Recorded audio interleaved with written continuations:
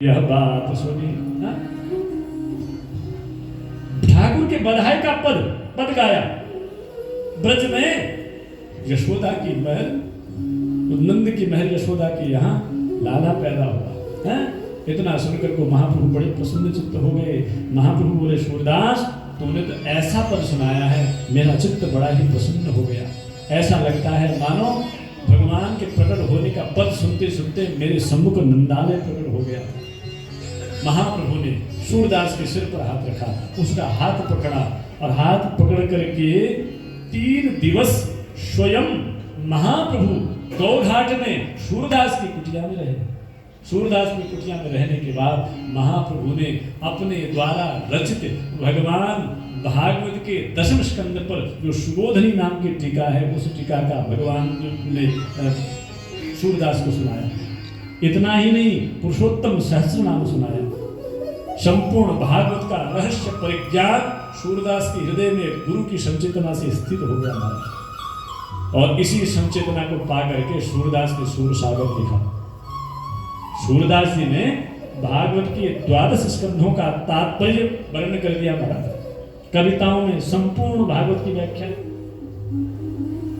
गुरु की कृपा जब हो जाती।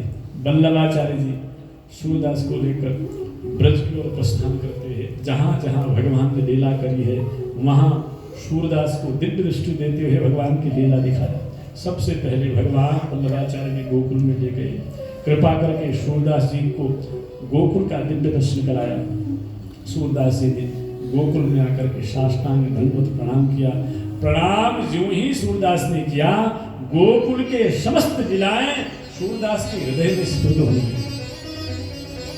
अंधे सूरदास के हृदय में संपूर्ण भगवान की बालिनाएं गोकुल में की थी, स्फुरण हो गई। इन्होंने भगवान का दर्शन करते करते करते ठाकुर जी के बाल लीलाओं का पद गाने लगे। शोभित कर नवनीत लिए घुटन चलत रे नुतन तन मंडित मुग्ध गलेव किए।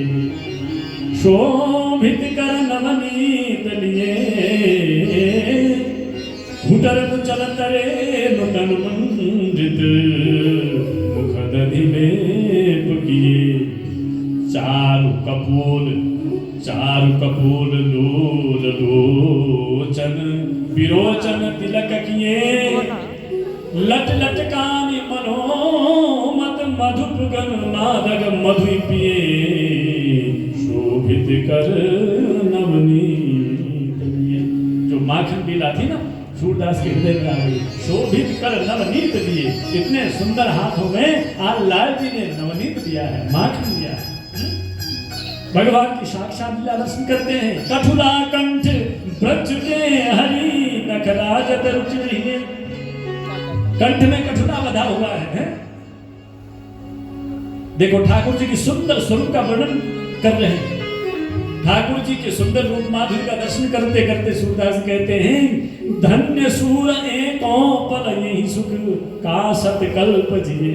एक समय का इन ठाकुर जी का ऐसा दर्शन पाना तो कल्प कल्पों का जीवन पाना भी व्यर्थ है। बोले मुझे तो ठाकुर जी माखन लेते हुए मेरे सामने दौड़ रहे हैं। इतना कहते कहते भगवान के पदों गाते गाते वल्लभाचार्य को सुन देने लगे। प्रसन्न हो गए वल्लभाचार्य। अब तो अपने साथ अपनी गलभैया डालकर वल्लभाचार्य जी सूरदास को अपने सेव्य श्रीनाथ जी के चरणों में मन में संकल्प कर दिया, सूर कहीं जाएगा नहीं। सूर कहाँ रहेगा? बोले श्रीनाथ जी के साथ पद गायन में ही रहेगा। सूरदास जी को गोवर्धन में ले आए। श्रीनाथ जी का दर्शन सूरदास ने मन की आंखों से किया है। सूरदास जी ने जो ही मन से श्रीनाथ जी का दर्शन किया है, अब रोम रोम नाचने लगा। अब मैं नाचो बहुत